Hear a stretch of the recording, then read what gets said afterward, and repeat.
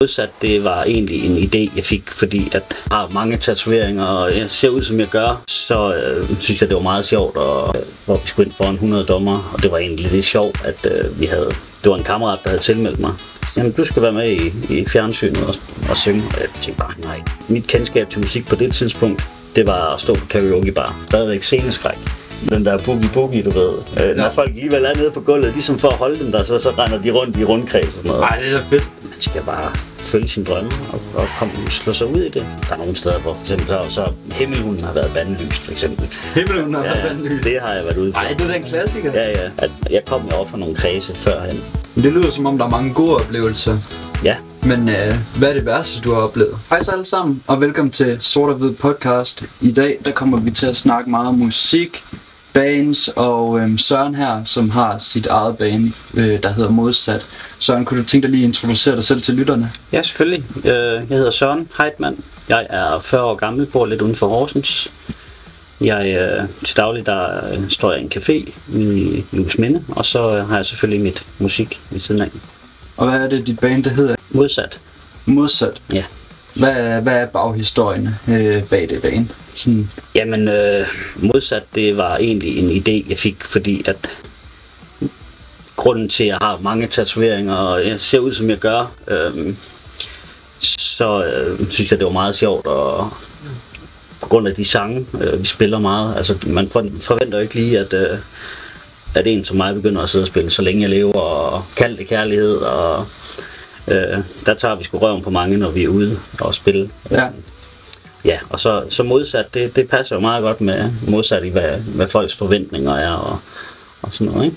Ja, altså, fordi da jeg så dig inde ved baren første gang, jeg hørte dig spille, der troede jeg også, at det ville være mere sådan, måske over i rock-verdenen, eller sådan noget i den stil.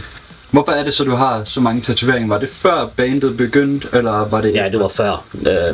Jeg har haft en tatoveringsforretning inde som lå i Odder, og så i Horsens. Den har jeg haft i 5 år. Og så du har været tatovør? Nej, jeg har været ejer af tatoveringsforretningen. Ejer, okay. Så jeg havde ansatte og styret hele butikken. Laver I så også jeres egne sange, eller er det mere bare cover? Det er kun cover, vi laver nu. Ja. Kun covers? Ja. Okay. Og du er ude at spille til konfirmationer? Og bryllupper og fødselsdage og ja, you name it. Ja. Og så mange caféer og bodegaer og små barer og sådan noget. Så har vi Heidis oppe i Aarhus også. Vi har fast job op. Det er sådan lidt eller Zweig-Rose bierbar, der har vi også spillet ind. Ja. Så nogle mange steder kommer rundt. Og hvordan er det fedt, eller? Jeg synes, det er super fedt. Altså, vi kommer ud og møder rigtig mange mennesker, og både unge og gamle, og det er fantastisk. Ja. Hvad er sådan fremtidsmæssigt? Er det noget, du kunne tænke dig at lave i lang tid, eller er det noget, du sådan har du sideløn på det, eller er det noget, du gerne vil leve af, eller? Altså, ja, selvfølgelig vil man altid gerne kunne leve af det. Ja, det er lidt ligesom, man vil altid gerne leve af ens hobby. Ja, præcis. Men ja, det er noget, jeg vil fortsætte med. Altså, det er ikke noget, jeg har tænkt mig at stoppe med overhovedet. Mm-hmm. Så. Jeg så inde på din Facebook, du har været med i et program, hvor du står og synger for en masse mennesker. Ja. Hvad var det for noget? Det var et program på Kanal 5, der hed All Together Now, hvor vi skulle ind foran 100 dommer, og det var egentlig lidt sjovt, at det var en kammerat, der havde tilmeldt mig, og det var faktisk før alt det her musik startede. Det var første gang, jeg stod på en scene, og der blev jeg så ved med at gå videre i de der runder, og til sidst så jamen, du skal være med i fjernsynet og synge, og jeg tænkte bare, nej, hvad sker der her, ikke? Hvordan var det? Det var grænseoverskridende, og det var nervepirrende. Ja. Også fordi, som sagt, jeg har aldrig stået på en scene før. Det eneste i mit kendskab til musik på det tidspunkt, det var at stå på karaoke bar rundt omkring, ikke? Ja, det var noget af en oplevelse, men det gav mig til gengæld også det push, som jeg måske har manglet, fordi jeg har altid haft, og det har jeg nok også stadigvæk, sceneskræk. Ja. Jeg tænker meget over hele tiden over i mit hoved, altså kan folk lide det her, jeg kigger meget rundt og spiller og sådan noget. Jeg er meget opmærksom på andre folk, og det er en dårlig vane, og det skal jeg også lade være med. Men ja, det hjalp mig med det skub der at komme ud. Ja. og så få lidt mere tro på mig selv og mod. Hvad gør du så for, hvis nu du begynder at tænke meget over, hvad folk de tænker om dig? Hvad gør man så, når man allerede er i gang og står på scenen? Og... Jamen, det er lidt svært at svare på, fordi jeg har ikke rigtig oplevet det faktisk. Nej. Jeg har faktisk, altså lige siden jeg så kom ud og begyndte at spille, jeg har ikke fået noget sådan kritik på den måde. Jeg har haft det enkelt gang, kan jeg huske, hvor der var en, men han var træt af den musikgenre, vi spillede. Han lignede også sådan en eller anden hardcore rock musiker, ikke? Altså, som godt kunne lide den slags musik, så han sad sådan lidt og surmuligt. Og der kan jeg godt mærke, at der irriterede det mig. Men og så er det også bare det, så gik det over igen. Hvad går det der musikprogram ud på All Together? Der skulle du ind og synge foran de der 100 dommere, og så skulle de rejse sig op.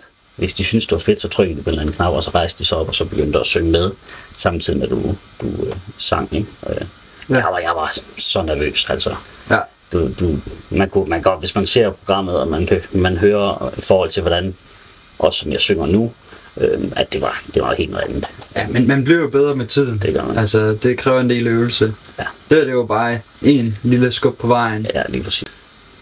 Du har en kammerat med i bandet? Ja, eller hvordan? Jeg spiller delvis med min lillebror. Og så har jeg så ham du mødte der på Klods Hans. Det var så en jeg har fået med sideløbende. Er det noget, der er din lillebror tit, der snakker om at starte et eget band, eller er det noget, der bare kom? Nej, det var noget, der kom. Det var egentlig mig, der pressede lidt på. Han begyndte at spille guitar, og jeg begyndte at finde mere og mere interesse i det, også efter jeg stoppede i Tattoo, og lukkede butikken ned, ikke? Der fik jeg så tid og lyst til at forfølge det, jeg egentlig rigtig gerne vil, som er musik. Ja. Har du noget familie, der supporter dig meget i musik, eller? Ja, altså jeg kommer jo fra en musikalsk familie, og det er også nok der interessen har opstået. Min far, han spiller, og spillede også dengang jeg var lille, så jeg er vant til det, der kan huske det der med, når han skal ud i weekenden, ligesom det jeg gør nu, ikke? Så siger jeg farvel til ungerne, og så skal han ud og spille, ikke? Og det har han gjort lige for så har du bare ligesom taget det med dig på vejen? Ja, lige præcis. Ja. Så nu er det bare mig, der gør. Men min far spiller stadigvæk, så han var også med til at hjælpe mig frem, også med at efter programmet, og så der skulle jeg så selvfølgelig stadigvæk skubbes lidt og lære at komme ud, og også hvordan man kommunikerer med folk og skaber stemning og snakker lidt til folk, mens man spiller. Det lærer man også. Så der var jeg med ham ude og spille også mange gange, inden jeg egentlig startede selv, hvor jeg så bare var med som sanger. Hvad synes du, der er jo en kæmpe forskel på at være inde på en bar, hvor de bare spiller musik på højtaleren, i forhold til, at man har et band, der spiller musik for dem.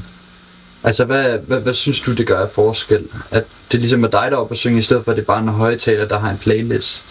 Jeg synes, det gør noget helt andet. Altså, i forhold til, hvis det bare er noget musik i radioen, eller i højtaleren, ikke? Så er det den måde, vi kommer ud til på folk, det er noget helt andet. Altså, vi får jo folk med, og det, som jeg gør, og også øver på at kan kun blive bedre, men jeg har fået rigtig godt fat i det, er det der med at fange folk.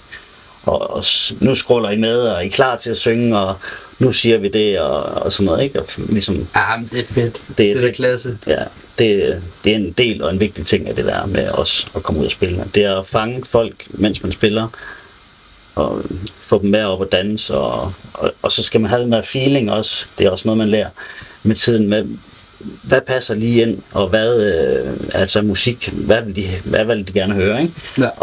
Og hvornår skal du lige sætte den her sang på, for ligesom at fange den. For eksempel kan det være Volvo B18, og ligesom få folk i gang, og så lige slår i, for nu er vi i den genre, ikke? Så lige slår i VLTJ bagefter, og så er folk nede på gulvet, og så kan jeg finde på nogle gange at spille den der boogie, du ved. Når folk alligevel er nede på gulvet, ligesom for at holde dem der, så render de rundt i rundkreds og sådan noget. Nej, det er da fedt.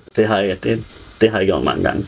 Så det er lige med at kende og lære til det. Så kommer folk også meget mere sådan sammen. Ja. Altså, de kender ikke hinanden. De er alligevel fulde, så, og så er det meget nemmere at bare lige spille boogie og gå rundt i ringen. Ja, det er mega fedt jo. Så det giver noget helt andet i forhold til bare, hvis det er en højtaler, der spiller noget, en playlist eller et eller andet, ikke? Så. Det lyder som om, der er mange gode oplevelser.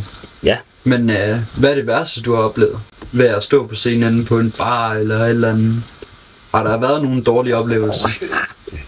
Ikke som sådan. Altså det, som man ikke kan undgå mange af de steder, vi er, det er jo, at der kommer altid nogle fulde mennesker. Altså, og de kommer altid op, og de skal altid snakke.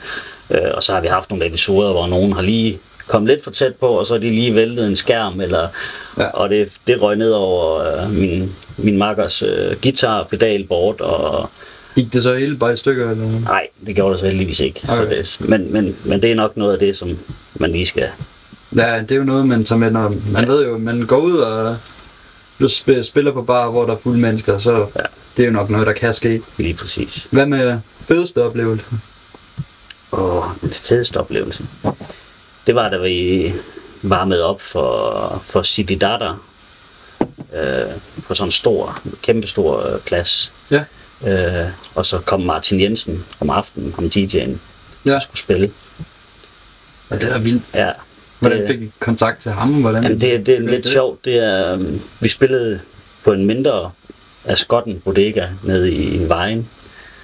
Og der var der sådan nogle kæmpe store fodboldkammerater, som var nede, og så var der en af de voksne, han er så åbenbart en leder for et eller andet. Og det er så nogle store firmaer, 2-3 firmaer, der slår sig sammen, og så laver de en hel weekend med musikfestival-agtigt, hvor der er fri bar, og der står 2 kæmpe bar, og så står der 2 food trucks, og alle folk, der kommer der, de kan bare drikke og spise alt det, de vil. Ikke? Og så fik I bare lov til at være med der? Ja, så kom han så også og spurgte om det på noget, vi kunne være interesseret i at komme ind og spille. Og det synes de bare var så fedt, at vi får også faktisk også jobbet næste, altså nu her til sommer. Så jeg tænker næste år, men nu er vi gået ind i næste år. Så det er nu her til sommer, ikke? Så der skal vi igen, og der kommer Martin Jensen også. Og der kommer han igen? Ja, så det bliver fedt. Ja, det bliver fedt. Hvad med, jeg så også, at jeg har set meget også ham der Martin Jensen der. Havde han bare været inde og høre jeres musik, eller hvordan? Nej, jeg tror ikke, altså han har ikke rigtig noget med os at gøre som sådan. Det er jo bare nogen, de har booket ham, ligesom de har booket os. Det er firmaen, der har booket til det festival der, ikke? Men du har mange, du har mange tatoveringer. Ja. Er det nogen, der betyder noget, eller er det bare fordi du kan lide tatoveringer og bare vil have en masse af dem? Eller? Ja, altså i starten, der var det jo sådan noget, der havde det jo nogle tilknytninger og lidt, men der havde en betydning. Men så efter du har været i branchen og kommer ind, så er det fandme næsten lige meget, hvad du fylder på, ikke? Så skal du bare fylde til land. Og synes jeg, det ser fedt ud, det kunne jeg godt tænke mig. Ja. Så det var egentlig derfra, det kom. Og så vil jeg spørge dig, hvad synes du om, X-Factor? Jeg har altid elsket det program. Og jeg var jo selv med i det sidste år, hvor der var jeg også i fjernsynet. Kom du videre der? Nej, eller hvordan? Nej, ikke fra dommerne. Jeg fik kun et, ja. Jeg tror det var Simon Kvam, han mente, jeg havde taget et forkert sangvalg. Og det havde jeg nok også. Men det var lidt igen det der med, jeg synes det er sjovt at gå ind. Så ser man mig, og så tænker man, okay, hvad skal vi nu høre, ikke? Og der begyndte jeg så at spille Vågner i natten. Synge den der, med Dodo og Dodo. Det synes jeg bare var sjovt, ikke? Men det fangede de så ikke helt. Nej. Jeg kunne selvfølgelig have valgt en anden sang, jeg sang lidt bedre og sådan noget. Så. Jeg tror det var fordi de også regnede med, at det ville være mere rock. Ja, jeg ved det ikke.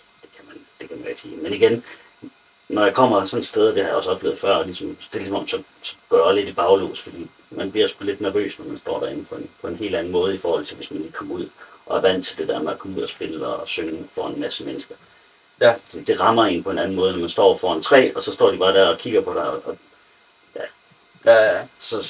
og så kommer den nervøsitet op i mig igen. Ja, selvfølgelig. Jeg så også, at, du er gift? Ja. Med en, der hedder Helene? Yes. Helene, ja. Mødtes I også i musik? Nej, det var fra før faktisk, at jeg begyndte at spille musik. Så det var før jeg fik tatoveringer. Det er snart 10 år siden. Ja. Kunne du tænke dig måske at lave dit eget musik i fremtiden? Hvor det er dine sange og... Ja, jeg har altid godt kunne tænke mig at have... Det er jo den måde, hvis man skal frem i den her branche, så skal man jo have sit eget. Jamen sådan er det jo bare. Men nu er jeg kommet meget sent i gang, kan man sige, ikke? Jeg startede for 3-4 år siden. Man når jo en alder nu, så altså, Jeg skulle nok have været startet lidt før, hvis jeg skulle have været rigtig fremme på den plan. Men selvfølgelig kunne jeg godt tænke mig, at man havde sit eget nummer og flere numre, ikke? Som for den sags skyld. Er der nogle bestemte musikere, du kan lide? Bestemte, du ligesom ser op til og fik dig i gang og motiverede dig? Jeg har, ligesom når jeg er ude at spille, jeg har en meget bred smag, og der er ikke nogen som sådan, det der band, det er bare dem, jeg kan lide, og så kan jeg ikke lide andre. Sådan er det ikke. Jeg har meget, altså fra, da jeg var helt lille, der var jeg Elvis-fan, og selvfølgelig nutidens, der er der sådan noget Minds of 99, som jeg synes er rigtig fede, og den musikgenre, som de laver. Ja. Men ellers, det er utroligt bredt, altså. Så er vi to, jeg har også en utrolig bred musiksmagsgenre. Ja. Altså det er jo både rap, rock, pop, det hele. Lige præcis. Jeg er ikke så meget til det der, når vi skal over det der heavy metal. Heavy metal, nej. Det er også den eneste, som jeg ikke synes om. Jeg ved ikke, hvorfor det er sådan. Nej, men jeg kan heller ikke. Jeg kan simpelthen ikke have det. Da jeg var lille, der troede jeg, altså lige meget om det var dansk, fra den genre, eller om det var engelsk, så troede jeg altid bare, de råbte. Ja. Altså jeg troede ikke, de lavede andet end at bare skrige ind i mikrofonen. Det gør de vel heller ikke. det er tæt på, altså det er tæt på. Så. Men når det er, man spiller på, til konfirmationer, og på bar og bryllupper, er det så meget, man drikker meget, når man er oppe at spille, eller er det meget nemt lige at holde styr på, hvor meget man lige skal drikke, hvis det er noget, man gør tit? Ja, altså jeg har lært, hvor meget jeg skal drikke, hvis jeg drikker nogen øl. Og min makker, han drikker slet ikke. Så. Men man skal jo ikke sidde der og være plørefuld. Nej. Altså jeg skal nok indrømme lige på Klodshands, der til nytårsaften, der fik jeg nok lige en eller to for meget i forhold til, hvad jeg normalt ville, men det var jo også på grund af nytårsaften. Det er jo også nytårsaften. Så, men ellers, så er det bare minimalt. Det er lige til at tage næverne, det plejer jeg lige at gøre, så for lige at komme lidt i feststemning, men heller ikke for meget. Fordi på den måde, så er man også selv lidt med i festen, kan man sige. Ikke? Nej, er det meget travlt, din hverdag, eller i forhold til alt det her musik? Nej, det synes jeg faktisk ikke. Så, altså, hovedsageligt sidste år, der var jeg ude næsten hver fredag eller lørdag, og nogle gange havde jeg 3 jobs i weekenderne. Hvor mange forskellige instrumenter kan du spille? Jamen altså, jeg spillede jo guitar fra jeg var lille af, så er jeg gået lidt over til klaveret, hvor jeg sidder og spiller lidt der på den, men hovedsageligt sang, og så spiller jeg på den der kajun-trum, som du så også til nytårsaften. Ja. Så, men mester et eller andet, det gør jeg ikke. Min fokus har været sang. Ja. Så har du din lillebror eller den anden der til at ligesom spille instrumenterne. Lige præcis. Er der nogle tidspunkter, hvor de bare du ude at spille, eller konfirmationer eller bryllupper, der siger nogle bestemte sange, som du vil have, du synger, og som du ikke må? Som jeg ikke må? Ja, altså nogle sange, som du ikke skal spille, eller nogle sange, som du skal spille. Ja, det har jeg fået. Der er nogle steder, hvor for eksempel så Himmelhunden har været bandlyst, for eksempel. Himmelhunden har været bandlyst? Det har jeg været ude for. Ej, det er da en klassiker. Ja, men der var nogen, det har de ikke lide. Og selvfølgelig er der mange, der også specielt når vi spiller, så kommer de op. Kan du ikke lide den der? Kan du ikke lige spille den der? Kender du den der? Ja. Ikke også? Og nogle gange har vi dem, andre gange så har jeg dem ikke. Altså. Så det er bare... Og der er også nogle gange på forhånd for at vide, okay, kan vi dem der? Og der udveksler vi jo lidt.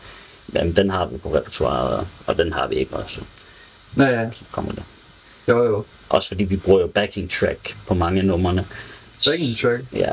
Så det er ikke bare sådan, vi kan ikke bare sætte os ned og så lige tage, det kunne vi nok godt, men så ville det bare være en guitar og mig, der sad og sang, ikke? Det backing track, vi bruger, det er jo sådan, jeg har omkring 250 forskellige numre på det keyboard, vi spiller. Og på den måde, så spiller vi de sange, som er derinde på, ikke? Ja. Fordi det giver, i forhold til når vi kun sidder 2, så giver det jo lidt en fornemmelse af, at man sidder i et helt band. Fordi backing tracket spiller jo bass og trommer og guitar og alting. Stryger og noget kor og sådan lidt sådan. Så det lyder som om, vi står i et helt band, selvom vi egentlig kun er 2. Jo. Men har du noget, hvis der er nogen, der ligesom dig, eller gerne vil op til det, hvor det er, de er ude at spille musik og sådan noget, har du et råd til sådan unge mennesker, hvis det er, de kunne tænke sig det samme, som du laver nu i dag? man skal bare følge sin drømme og slå sig ud i det, og så prøve sig løs. Og man skal jo starte et sted, og man skal lade være med at vente til ligesom så gammel som jeg blev, inden jeg kom i gang. Altså man skal jo, nogen har et netværk, andre har ikke et netværk. Nu har jeg egentlig altid haft et netværk til at komme ud. Ja, jeg kommer fra musikalsk familie. Ja, også med at have muligheden til at tage ud med min far og nogle gange synge nogle numre, hvis jeg har været ude at se ham optræde et eller andet sted. Ja. Og ja, man skal simpelthen bare holde fast. Ja, det der med at holde fast, det ved jeg, det er der mange, der har problemer med. Det har jeg også selv haft problemer med. Jeg har lavet lidt YouTube og sådan noget. Også podcast førhen. Det er den første podcast, jeg laver i dag i 6 måneder. Ja, okay. Fordi jeg har simpelthen været helt motivationsstød for det. Det er det der med at bare holde fast. Ja. Og så skal man hvis man brænder for det, man laver, så kommer det, og så kommer det til en. Altså, når jeg er ude at spille, for eksempel, jeg føler ikke, det er et arbejde. Nej. Overhovedet. Det er bare hyggeligt. Jeg glæder mig nærmest hver gang til jeg skal afsted. Så for mig ser det ikke som arbejde. Nej, det er egentlig næsten alle de spørgsmål, jeg allerede har stillet. Ja. Det er det værste af det. Men hvilke netværksforbindelser er det, du har haft? Det er som sagt med min far og min fars kendskab til musikken og alle hans. Var det så nemt at ligesom, eller ikke nemt, men var det lidt nemmere at få dig ind til at kunne blive set af folk? Sådan folk, de lægger mærke til en og inviterer en ud og... Ja, både over. Altså jeg havde jo selvfølgelig været ude og spille nogle, og synge nogle numre, når han havde været ude og spille, men generelt har jeg jo skabt det hele fra bunden af. Ja.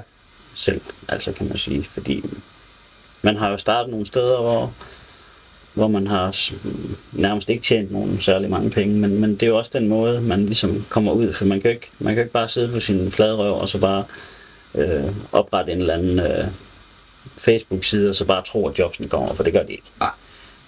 Du skal ud og vise, hvad du kan, og du skal ud og give nogle gode oplevelser til folk, fordi det bedste reklame, det er jo egentlig, at folk de snakker sammen.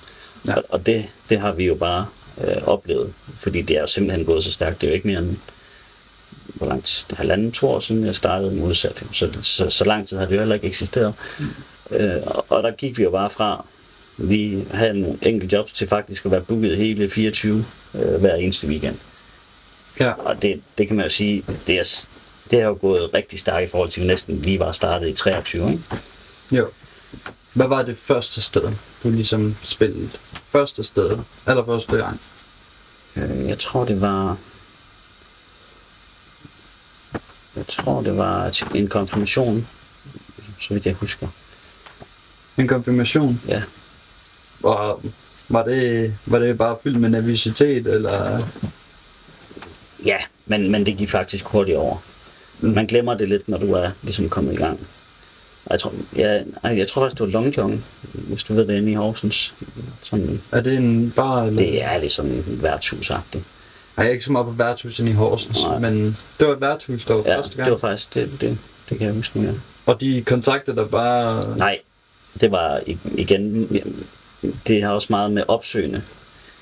Altså gå ind og snakke med folk, og så sige sådan og sådan og sådan, og ja, det var bare altså det var dig, der spurgte dem, om de ikke lige... Og det gør jeg også den dag i dag. Altså, for man kan jo ikke, som jeg siger, man kan jo ikke bare sidde derhjemme og så bare forvente jobsene dumper ind. Og jeg vil jo gerne være booket, og jeg vil gerne ud hele tiden, så vidt muligt, ikke? Og det er meget det der drive med, at der skal hele tiden ske noget, og det må bare ikke være 2 dage, hvor der ikke sker noget. Nej, ikke i weekenderne i hvert fald. Så derfor tænker jeg, eller har gjort det fra starten, så kontakter jeg alle mulige bar og café og alt muligt rundt omkring i hele Jylland for det meste, ikke?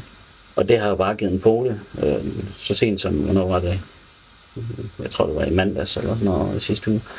Der sad jeg også bare på arbejdet i Hulsminde der, og så sad jeg og tænkte, jeg skal lige prøve at kontakte nogle nye barer, og jeg skrev til 5 forskellige barer. Og der var så en, der vendte retur. Men det kan godt være, at jeg så måske skriver til 5, men så var der en, der vendte retur, og hun bad mig så om at ringe dagen efter. Det gjorde jeg så, og så fik vi et job. Ikke? Og det er Kolding, tror jeg det var. Nej, Randers. Randers? Ja. Hvis du skulle se dig selv i et andet job, hvad skulle det så være, hvis du ikke måtte lave musik mere? Jamen, så er det noget lignende det, jeg laver nu. Jeg står jo bare og laver drinks til folk, og jeg er jo meget... jeg kan godt lide at snakke med folk og sådan noget, så det er et hyggeligt sted. Og... Jamen det kunne jeg godt forestille mig, det er hyggeligt. Ja. Det er jo hyggeligt, når man selv er ude på bar, så hvad er forskellen, hvor du laver folkedrink? Så... Ja, lige præcis. Ja, det er så selvfølgelig ikke, det er ikke sådan en diskotek, det er sådan lidt en ældre generations café ude i Juelsminde, den hedder Café Kås, hedder den, hvor vi serverer kage og kaffe og ja. Og det er jo mange lidt ældre, der bor ude i Juelsminde, så... Ja. Er der meget dårligt miljø i musikbranchen? Sådan folk, der ved noget ondt, eller folk, der tager mange stoffer? Nej, det har du ikke oplevet noget af. Ja, det er der selvfølgelig derude, som alle mulige andre brancher. Det kan man nok ikke undgå. Så du har egentlig mest bare haft gode oplevelser med det hele? Det har jeg. Det er godt at høre. Er der ellers noget andet, som du har været ude at opleve, eller noget fra noget fra din baghistorie, som vi ikke har hørt, eller et eller andet? Jeg tror, altså, en af grundene til også, jeg kom meget sent i gang med musikken, at jeg kom jo over fra nogle kredse førhen, hvor det ikke lige var så man så ikke lige stort på, at der var sådan nogen, der sang, kan man sige det på den måde, ikke? Ja. Det var ikke så populært, de kredse, jeg kom i sin tid. Hvad var det for en kreds? Jamen, du ved, lidt mere de barske kredse. Ja. Så det var sådan noget med, at... Hvis man sang, så blev man kaldt bøsse. Lige præcis. Ja, så var man bare en pussy. Lige præcis. Så det har også holdt mig meget tilbage. Skulle du så ud af den kreds, før du kunne begynde, eller...? Ja, det er det jo så blevet med efterfølgende, ikke? Så, at det holdt mig ikke tilbage, at det var sådan noget, jeg stak sgu af nogle gange, du ved, og så... Hvor Søren han, jeg ved ikke. Og så var jeg på karaoke bare nede i Vejle et eller andet sted, så sad jeg ellers bare, så var jeg stjerne for en aften dernede. Ja, så var stjerne. Så men ja, det holdt mig også lidt tilbage, fordi man så bare lidt ned på det der, en dreng der synger, ikke? Så er man bøsse. Og så. Ja. Så det... Så længe man hygger sig. Ja, det tænker jeg også. Det er det vigtigste. Men jeg tror heller ikke, det er så... Jeg ved ikke, om det er så slemt i dag, faktisk. Det har ikke nogen idé om. Men jeg føler det ikke. Jeg føler i hvert fald ikke, at man ser så meget ned på det, som man gjorde engang. Men holder du det så lidt skjult for den kreds, eller er der nogen, der har kontaktet dig efterfølgende senere hen? Nej. Når var det du lavede i al den tid, du var? Nej, det har jeg ikke. De fleste af dem har ikke noget kontakt med i dag. Så. Men så har du fået nye venner nu? Ja. Det er noget helt andet. Det er en helt anden verden nu. Jeg lå det på, det er snart 10 år siden, jeg lå alt det der på min. Og hvad fik dig til at endelig gøre det? Var det sådan, nu havde du bare fået nok, eller? Ja, der var flere ting, og så fik jeg en søn for 12 år siden. Ja. Så der var lige nogle efterfølgende år også, hvor jeg lige var sådan lidt ustabil, kan man sige, ikke? Men ja, så en dag så fik jeg bare nok, og så sagde jeg bare fra, og så... Hvad synes din søn om, at du laver musik? Kan han også godt lide det, eller ser han også meget op til det, ligesom du gjorde ved din far, eller hvordan? Ikke sådan det helt store, ikke fra min søns side, nej. Han begyndte at snakke lidt, så ønskede han sig et trommesæt, så gav jeg ham et trommesæt. Så spillede han på det nu i en par uger, og så var det ikke sjovt, og så ville han spille guitar, og så fik han sådan en guitar, og den er han også gået lidt væk fra. Men det er meget computer, der tager hans tid. Ja. Men min datter, hun er en af mine største fans. Altså, hun er altså ikke så gammel, hun er 6 år. Så. Ja, okay, hun kan nok ikke lige komme ind på klassen. Nej, lige præcis, men hun elsker, når hun er med, eller hvor de har mulighed for at komme ud. Og så. Så går der lige nogle år, så kan hun komme med ud på Klodshands, og så se hendes far deroppe og spille. Yep. Det er meget computer, som overtager. Jeg føler, at drengens liv i den her verden nu til dags. Hvad synes du om, at sådan, folk de ikke rigtig kommer ud, men sidder derinde foran deres computer og foran skærmen? Det er generationsskift i forhold til, da jeg var en knejp, kan man sige, ikke? Ja, men jeg mener ikke, altså jeg kan jo bedre lide, at de kommer ud og er lidt aktive, men igen, man gider heller ikke være ham, den irriterende forælder, der sidder og siger nej, det skal du ikke, og det må du ikke. Nej. Man prøver selvfølgelig at begrænse det så vidt muligt, ikke? Men nu skal jeg heller ikke være for god, for jeg er selv en stor gamer og nørd, så jeg sidder sgu også og bruger meget tid på at sidde og spille PlayStation. Det gør jeg. Det bliver sgu aldrig for gammelt. Hvad for nogle spil spiller du? Jamen, jeg har været sindssyg til FIFA. Jeg var Danmarksmester på et tidspunkt. Nej, var du det? Ja. Og så gik jeg over til at spille noget Counter-Strike, og der har jeg også været på rimelig højt plan.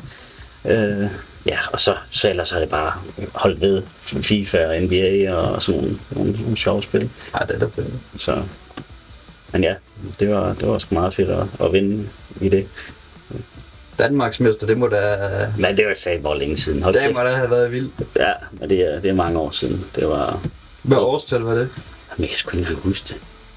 Var det i 10'erne? Ja, et eller andet. Det var på PlayStation, var det PlayStation 2 eller 3 eller sådan noget. Det kan huske, det blev også filmet på noget Gamezone, tror jeg det hed. Gamezone? Ja, jeg ved ikke om det eksisterer stadigvæk. Og så var der en, der hed Jeppe Kurt. En kendt fodboldspiller. Det var han i hvert fald dengang. Der var han stor talent i Ajax. Han var med som kommentator, og det var så meget...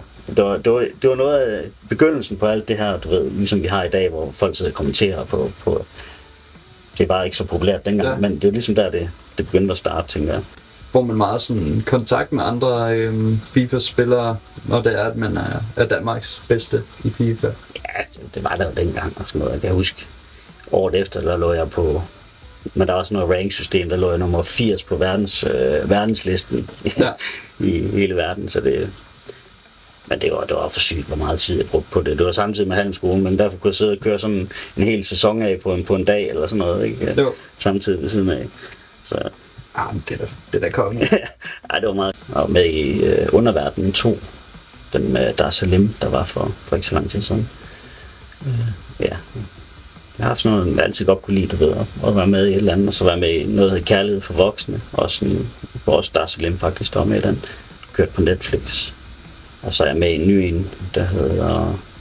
Den har jeg faktisk glemt titlen på, men der var jeg en eller anden fængselsfange. Den er ikke kommet ud endnu. Nå? Hvad, er det også bare via kontakter? Ja. Eller er det, du har selv søgt op? Ja, det er noget, jeg søgte. Og så var jeg med i Fugleflugten. Det var Joey Moes første film, sådan en short movie. Jamen det er fedt sådan noget der. Jeg har selv været med i en lille birolle i en film. Ja. En vikingefilm, der heller ikke er kommet ud endnu. Jeg kan ikke udtale det, men den hedder Holmganger et eller andet. Nå, okay. Men den kommer ud med hovedrollen. Det er Mikkel. Jeg har også haft ham med i min podcast. Ja. Men den glæder jeg mig også til at se. Det hvor jeg løber hen ad en mark og sådan noget. Det er sjovt, man bare lige kan sige, du ved. Det er mig. Det er mig. Det kan godt være, det lige er 5 sekunder så venter jeg lige på alle rulleteksterne færdige. Ja. Der er jeg. Præcis. Nej, det skulle være meget sjovt. Bliver man betalt for det, eller er det bare frivilligt? De steder jeg er med, der får du gavekort, typisk. Så får du 1000 kroner til et eller andet sted. Salling eller sådan noget plejer det typisk at være. Ja. Så. Det er da også fedt. Ja. Er der noget andet ellers, som du vil bringe op på bordet? Nej, sådan det er helt store ting. Ja. Nej. Der er ikke så meget andet. Ellers nogle planer om fremtiden? Bare fortsætte? Ja, jeg skal bare fortsætte i samme så det er bare at se, hvad det bringer. Ja. Så det. Tak fordi I alle sammen gad at se med, og tak til Søren her, fordi han gad at være med. Jamen det var så lidt. Synes vi havde en god snak. Det synes jeg da. Synes det var hyggeligt. Så, men ja, så ses vi bare næste gang.